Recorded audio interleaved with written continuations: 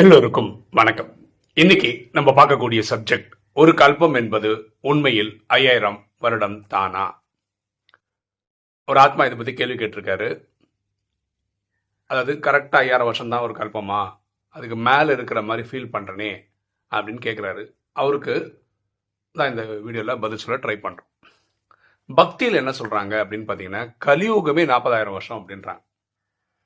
அது மாதிரி பார்த்தீங்கன்னா அப்படியே யுகங்கள் வந்து துவாபரயுகம் பார்த்து அப்படியே டபுள், திரேதா அதோட டபுள், சத்தியுகம் வந்து அதோட டபுள் அப்படின்னு பார்த்தீங்கன்னா லட்சக்கணக்கான வருடங்கள் ஒரு கல்பத்துக்கே சொல்றாங்க. இது வந்து பக்தியில். நம்ம வீடியோல வந்து பக்தியை பத்தி பேசல. நம்ம பேசுற பொழுது ராஜயோகிகளே ராஜயோகம் சொல்றத டவுட் பண்றாங்க, ஒரு கிளாரிபிகேஷன் கேட்கறாங்க. அதை தான் நம்ம டிஸ்கஸ் பண்ண போறோம். ஓகேவா? நமக்கு என்ன தெரியும் அப்படின்னு பார்த்தீங்கன்னா, 1936 போல இறைவன் வராரு, ஆத்மாக்களின் தந்தை வருகிறார். அவருடைய இயற்பெயர் சிவன், உலகம் அவரா அல்லா ஜஹா காட்னு சொல்லுது. அவர் தான் சொல்றாரு, இந்த கல்பம்ன்றது 5000 வருஷம், 4 யுகங்களை கொண்டது, சத்தியுகம், திரேதாயுகம், துவாபர, கலியுகம்னு. ஒரு யுகமும் 1250 வருஷம், மொத்தமாக கொடுத்தீங்கன்னா 5000 வருஷம் அப்படின்றார். இந்த சங்கமம்ன்றது வந்து கலியுகத்துல ஒரு 100 வருஷம். ஓகே, அது 1936னா 2036. ஸோ சங்கமம் எப்போ முடியுது? 2036. சங்கமம் முடியும் போது என்ன ஆயிடும்னா, நம்ம சத்தியுகம் அடுத்த கல்பத்துக்கு தேவையான சத்தியுகம், திரேதாயுகம் வரக்கூடிய 33 கோடி பேர் தேவை. அவங்கள தயார் பண்ணணும். அவங்கள ரெடி பண்ணிட்டோம்னா உடனே நமக்கு வந்து, அதாவது ராஜயோகிகளுக்கு ஒரு எண்ணம் வரும், நமக்குன்னு ஒரு சத்தியுகம் வேணும், நமக்குன்னு ஒரு சொர்க்கம் வேணும்னு நினைக்கும் போது பாருங்க, சொர்க்கம் வந்து இந்த பூமியில தான் படைக்கப்படுது. பக்தியில் என்ன சொல்லிட்டாங்கன்னா, சொர்க்கம் ஒரு இடத்துல இருக்கு, நரகம் வேற இடத்துல இருக்கு, நம்ம வாழ்ந்துட்டு இருக்குது ஒரு இடம் அப்படின்னு நினைச்சிட்டோம். அது பக்தி. ஸோ இந்த பூமியில சத்தியுகம், திரேதாயுகம் சொர்க்கம், இந்த பூமியில துவாபர, கலியுகம் நரகம். இப்ப நம்ம உச்சக்கட்ட நரகத்துல இருக்கோம், கலிகாலத்துல இருக்கோம். அப்ப நமக்கு ஒரு தாட் வருது பாத்தீங்களா, நமக்கு சத்தியுகம் தேவை. அந்த டைம்ல தான் உலகப்போர் 3 நடக்கும். ரஷ்யாவுக்கும் அமெரிக்காவுக்கும் நடக்கும். இவங்க கூட ஒரு 10 பேர், அவங்க கூட 10 பேர் சேர்ந்து டமால் டிமில் அடிச்சு எல்லா கண்டத்தையும் தண்ணிக்குள்ள கொண்டு போயிடுவாங்க. அப்போ இறைவன் நம்மள 99.999% மக்களை கொசு கூட்டம் மாதிரி சாந்தி தாமத்துக்கு கூட்டிட்டு போயிடுவார். அதை தான் பைபிள் ஜட்ஜ்மெண்ட் டேன்னு சொல்லுது. அன்னைக்கு இந்த கல்பம் முடிஞ்சிடுது அப்படின்னு சில ராஜயோகிகள் நம்புறாங்க. என்னைக்கு பரமாத்மா நம்மளை கூட்டிட்டு போற அன்னைக்கே முடிஞ்சிடுது அப்படின்னு நினைக்கிறாங்க. ஆனா உண்மையில என்னன்னா, டெல்லியில ஒரு 10-20 லட்சம் பேர் இருப்பாங்க. அவங்கள இருந்து சத்தியுக ஸ்தாபனை நடைபெறும். ஓகேவா? அதாவது அந்த விநாசம் ஆகினதுக்கு அப்புறம், இந்த டெல்லியில் 10-20 லட்சம் பேர் இருக்காங்களா, ஒரு பெரிய பணக்காரர் இருப்பார். அவருக்கு வந்து ஒரு 2-3 மாசத்துக்கு அப்புறம், விநாசத்துக்கு அப்புறம் 2-3 மாசத்துக்கு அப்புறம் ஸ்ரீகிருஷ்ணர் குழந்தையா பிறப்பார். அவர் வளருவாரு. அதுல இருந்து ஒரு 2-3 வருஷத்துல ராதி, அவங்க வந்து பக்கத்து ஊர் ராஜாக்கு, டெல்லியிலே பக்கத்து ஊருன்னு வச்சுக்கோங்களேன், அந்த ஊருக்கு ராஜாவுக்கு குழந்தையா பிறப்பாங்க. இவங்க 2 பேருமே வளருவாங்க. இதுக்கடையில சத்தியுகத்தோட ஸ்தாபனையும் நடைபெறும். ஓகேவா?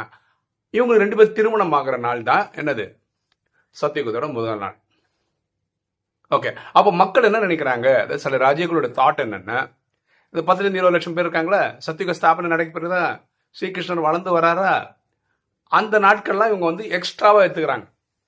அதாவது 5000 பிளஸ் 25 வருஷம், 5000 பிளஸ் ஒரு 30 வருஷம் அப்படின்னு கணக்கு எடுத்துக்கிறாங்க. அதனாலதான் இவங்க இந்த கேள்வி கேட்கறாங்க, ஒரு கல்பம்ன்றது 5000 வருஷம் தானா, கொஞ்சம் எக்ஸ்ட்ராவா இருக்காதா, ஒரு பஃபர் இருக்காதா அப்படின்னு கேட்கறாங்க.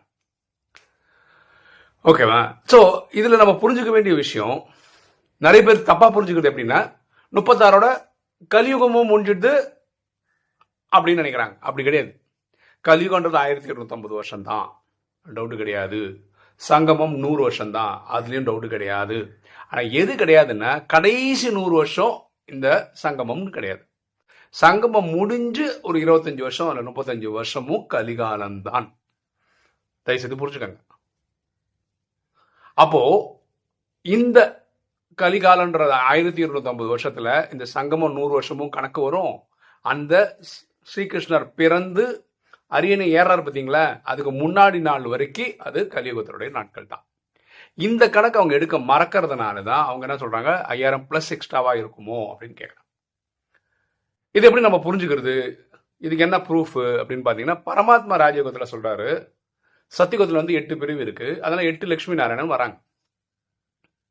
அதுல பரமாத்மா சொல்ற ஃபர்ஸ்ட் லட்சுமி நாராயணன் மட்டும் தான் 150 இது கோட் ஆஃப் லைஃப் இருக்காது சத்தியுகத்துல. அவங்களுக்கு 125 வருஷம் அந்த மாதிரி தான் கம்மியா தான் இருக்கும், ஒரு 25-30 வருஷம் கம்மியா இருக்கும்ன்றார். ஏன் அப்படி சொல்றாரு? ஏன்னா ஃபர்ஸ்ட் பிறந்து அரியணை ஏறாரு பார்த்தீங்களா, ராஜா ஆறாரு பாருங்க, அது வரைக்கும் அது கலிகாலம். அது சத்தியகுத்தில் நீங்கள் சேர்த்துக்க முடியாது. ஆனால் அதே பிறவியில தான் அவர் அங்கே 125 வருஷம், என்ன சொல்றது, சப்போஸ் 25 வயசுல கல்யாணம் ஆனா. நிறைய பேர் இந்த கேள்வி கேட்பாங்க, ஏன் பரமாத்மா கரெக்டா சொல்ல மாட்டாரு? ஸ்ரீகிருஷ்ணருக்கு 25 வயசுல கல்யாணம், ஏன் அப்படி சொல்லல?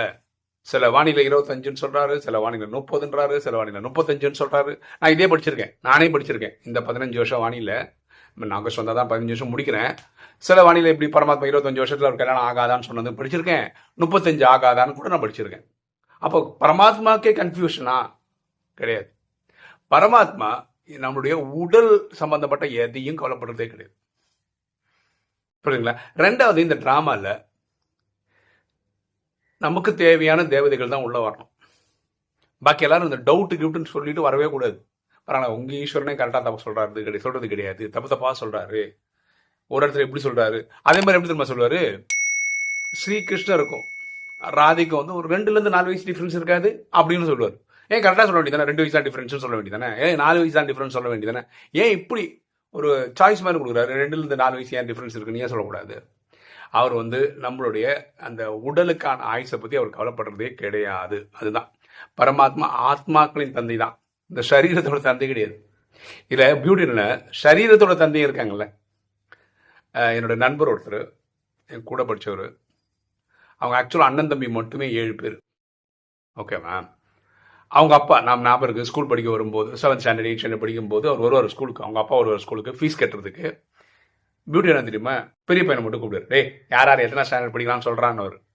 அவன் சொல்லுவான், தம்பி பேர் இவன் இத்தனாவது, அடுத்த தம்பி இத்தனாவது, தங்கச்சி இத்தனாவது அப்படின்னு சொல்லுவான். இவர் ஃபீஸ் அமௌண்ட் மட்டும் கட்டுவார். அதாவது இவருக்கு 7 குழந்தைங்க இருக்குன்னு தெரியும், 7 குழந்தைங்களோட பேரும் தெரியும், ஆனால் 7 பசங்க எத்தனாவது படிக்கிறாங்கன்னு தெரியாது, அப்பாக்காரருக்கு தெரியாது. ஓகே, அப்படிப்பட்ட அப்பா அம்மாங்களாம் இருக்காங்க. இப்போ பாருங்களேன், இப்போ நமக்கெல்லாம் விரல விட்டுன்ற எனக்கு 2 குழந்தை தான், அதுவும் டீன்ஸ் தான். இப்போ 12th படிக்கிறாங்க அப்படின்னு என்னால் சொல்ல முடியும். ஏன்னா நான் நிறைய ஹோம்ஒர்க் ஞாபகம் வச்சுக்க வேண்டியது இல்லை. எனக்கும் சப்போஸ் இந்த மாதிரி ஒரு 7-8 குழந்தைங்க இருந்ததுன்னு வச்சுங்களேன், ஒரு குழந்தைங்க என்ன படிக்குதுன்றது கூட எனக்கு கூட குழப்பம் வரலாம். ஸோ பரமாத்மாக்கு 800 கோடி குழந்தை 2024 கணக்குப்படி 2036 நம்ம 900 crore எதிர்பார்க்குறோம்.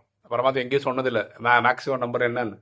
அப்போ 9000 900 crore ஆத்மாக்கள் ஒவ்வொருத்தருக்கும் என்ன வயசு இருந்திருக்கும், என்ன வயசு, இந்த வயசு எவ்வளோ, அந்த வயசு என்ன, எந்த வயசுல அது அப்படின்னு டீட்டெயிலாக தெரிஞ்சு வேண்டிய அவசியம் அவருக்கு இல்லைல்ல. அதனால அவர் அதை பற்றியெல்லாம் பேசுறது கிடையாது. ஸோ பரமாத்மா வாணியில் வேற ஒன்று சொல்லியிருக்காரு, 5000 வருஷம் பியூட்டிஃபுல்லாக டிசைன் செய்யப்பட்டிருக்கு, இதில் 1 செகண்ட் முன்னாடி பின்னாடி ஆகாது அப்படின்னு சொல்லியிருக்காரு. ஸோ 5000 வருஷம் தான், 5000 வருஷம் தான், 5000 வருஷம் தான். இதில் நீங்கள் டவுட்டு பட வேண்டியது இல்லை. சங்கமம் முடிகிற அன்னைக்கு கலியுகம் முடியலை. தயவுசெய்து புரிஞ்சுக்கோங்க. கலியுகம் என்னைக்கு முடியுதுன்னா,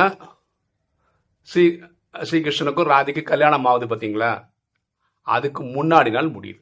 கல்யாணம் ஆனால் அன்னைக்கு சத்தியயுகம் ஆகிடும். அதுக்குள்ள இந்த விநாசம் ஆகும்போது ஒரு 10 to 20 லட்சம் பேர் இருப்பாங்க. எல்லாருமே அட்வான்ஸ் பர்சனாக கிடையாது, சாதாரண மக்களும் இருப்பாங்க, இன்ஜினியர்ஸ் இருப்பாங்க. சத்தியகுத ஸ்தாபனைக்கு யாரெல்லாம் தேவையோ அவங்களாம் இருப்பாங்க. ஓகேவா? அவங்களாம் சத்தியகுதை ரெடி பண்ணிட்டு இருப்பாங்க. ஆனால் ஒரு விஷயம் என்ன, இவர் கல்யாணம் ஆகிற அன்னைக்கு 9 லட்சம் பேர் இருப்பாங்க. 9 லட்சம் பேரும் ராஜயோகிகளாக தான் இருப்பாங்க. அப்படின்னு என்ன, இங்கேருந்து பாஸ் ஆகி போனவங்களா இருப்பாங்க, 9 லட்சத்தை வர வேண்டியவங்களா தான் இருப்பாங்க. அப்போது அந்த பாதி இருக்கவங்க அந்த ஸ்தாபனைக்கு தேவைப்பட்டவங்க, அவங்களாம் அதுக்கு முன்னாடி அவங்க பாட்டை முடிச்சுட்டு கிளம்பி சாந்திதாமத்துக்கு போயிடுவாங்க. இதை விட கிளாரிட்டியாக நாங்கள் கொடுக்க தெரியல. நானும் நிறைய வீடியோவில் சொல்லிட்டேன். இருந்தாலும் இதே கேள்வி நிறைய பேர்கிட்ட இருந்து வருது. எஸ்பெஷலி ராஜயோகிகளே கேட்குறாங்க. கேட்குறது தப்பு இல்லை, ஏன் இது இனியும் அவங்க கிளாரிஃபை ஆகலை அப்படின்றது தான் எனக்கு புரியல. நம்ம ஒழுங்காக எடுத்து சொல்லலையா, இல்லாட்டி அவங்க ஏன் இப்படி கன்ஃபியூஸ் ஆகிட்டாங்க அப்படின்னு தெரியல. நிறைய பேரோட என்னென்னா, ஜட்ஜ்மெண்ட்டே முடிஞ்சுதுன்னா, அப்பா சாமி எல்லாம் முடிஞ்சிச்சுப்பா, கல்பமே முடிஞ்சிச்சுன்னு நினைக்கிறாங்க. கிடையாது. ஜட்ஜ்மெண்ட் டே முடிஞ்ச உடனே நம்ம எல்லாம் சாந்தி தாமத்துக்கு போய்டும். 99.99% வீட்டுக்கு போய்டும், அது கரெக்டு. ஆனால் இங்கே வாடுறதுக்கு ஏற்ற மாதிரி ஒன்று ரெடி பண்ணி கொடுக்கணும்ல. அது இது வேற ஒரு விஷயம் புரிஞ்சுக்கோங்களேன். இப்போ உங்களுக்குன்னு ஒரு 1/2 கிரவுண்டு வீடு இருக்குது, ஏற்கனவே இருக்குன்னு வச்சுக்கோங்க, ரொம்ப பழசு, 20 வருஷம் 30 வருஷம் பழசுன்னு வச்சுக்கோங்களேன். நீங்கள் அதை இடித்து புதுசாக கட்டணும்னா, இடிக்கிறதுக்கு அதை க்ளீன் பண்ணுறதுக்கு உங்களுக்கு 3 மாதம் 4 மாதம் கூட ஆகலாம், கரெக்டாக? அதுக்கப்புறம் தான் நீங்கள் அந்த கன்ஸ்ட்ரக்ஷனை ஆரம்பிக்க முடியும். இது 1/2 கிரவுண்டு 1 கிரவுண்டு வீட்டுக்கே எப்படின்னா உலகமே விநாசமாக கிடக்குது. அப்போ அது அடுத்த நாள் அடுத்த செகண்ட் சத்தியம் வாங்க முடியுமாண்ணா? அதுக்கும் வருஷங்கள் தேவைப்படல. அது ஈஸியாக பரமாத்மா எப்படி பண்ணலாம், எல்லா கண்டத்தையும் தண்ணிக்குள்ளே போட்டுருவார். தண்ணிக்குள்ளே போயிடுச்சுன்னா என்ன ஆகிடும், அதுவே டிஸ்இன்டிகிரேட் ஆகிடும் ஆட்டோமேட்டிக்காக. பாரதத்தில் டெல்லியில் மட்டும் கொஞ்சம் இடத்துல நல்லா இருக்கும், பாக்கி எல்லா கண்டங்களும் அங்கே மக்கள் இதெல்லாம் இருக்க மாட்டாங்க, அப்படி போயிடும். அப்போ ஆட்டோமேட்டிக்காக என்ன சொல்கிறது, அந்த கிளீனிங் ப்ராசஸ் இயற்கையை பல விஷயங்களை பண்ணிடும். அங்கே டெல்லியை சுத்தப்படுத்துறதுக்கு அங்கே இருக்க மனிதர்கள், ஏன்னா அங்கே மனிதர்கள் வாழ்கிறாங்க, அவங்க மனிதர்கள் தான் பண்ணி ஆகணும். ஸோ அவங்களுக்கு தேவையான டைம் தான் இந்த 25, 30, 35 வருஷம் நம்ம சொல்கிற காலகட்டம். ஓகே, ஒரு தகவல் பாருங்களேன், நம்ம வீடியோ போட்டு போட்டு போட்டு வந்துட்டு இருக்கோமா, இதுக்கு இடையில ஒரு மைல்கல்ல நம்ம கிராஸ் பண்ணிட்டோம். அதை நேற்று தான் நானே கவனித்தேன். ஸோ அது எத்தனை பேர் நீங்கள் கவனிச்சிங்கன்றதை கமெண்ட் செக்ஷனில் சொல்லுங்கள். என்னென்ன, நம்ம யூடியூப் சேனலில் 4000 வீடியோ கிராஸ் பண்ணிட்டோம். ஓகேவா, நான் யூடியூப் சேனல் ஆரம்பிக்கும் போது ராஜயோகா மெடிடேஷன் 7 days கோர்ஸ் வந்து ஒரு 7 வீடியோ போடுவேன் அப்படின்னு நினச்சி தான் ஆரம்பிச்சது. ஆனால் நம்ம பயணம் தொடர்ந்து போயிட்டே இருக்குது.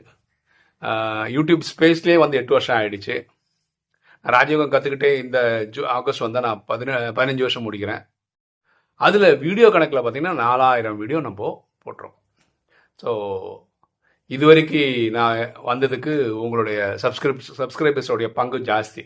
ஓகே, நிறைய ஆத்மாக்கள் தொடர்ந்து நம்பி பார்க்கறதுனால தான் நமக்கு அந்த ஒரு ஊக்கம் உற்சாகம் கிடைக்குது. ஸோ நமக்கு என்ன கொஞ்சம் தெரியுமோ அதை வந்து நம்ம இந்த யூடியூப் சேனல் வழியாக நம்ம ஷேர் பண்ணிகிட்ருக்கோம்.